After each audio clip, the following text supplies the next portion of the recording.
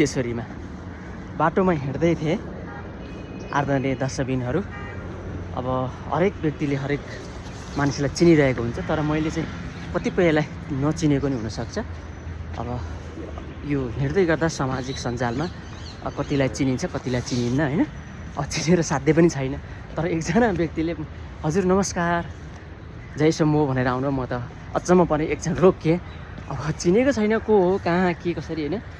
अनि ओहो फेसबुकमा साथी हुनुहुन्छ नि त भन्नुभयो, उहाँ पुलचोकमा बस्नु हुँदो रहेछ। यहीँ गुजेश्वरीमा भेट भयो, खुसी लाग्यो आदरणीय मित्रले नमस्कार गर्दा जय शम्भो भन्दा। अब हामी आफै चाहिँ अरूले चिनिदियोस् हामीलाई अनि भनेर हामी भन्छौँ, होइन त्यस्तो होइन। तर आफूले अरूसँग चिना परिचय गर्यो भने अरूले आफूलाई चिन्ने हो। तर अचानक कहिले चाहिँ अब आफूले चिन्दा पनि कहिले कति व्यक्तिलाई नचिनिएको हुनसक्दो रहेछ। यस्तो पनि भयो बाटोमा हिँड्दै गर्दा, यस्तै छ।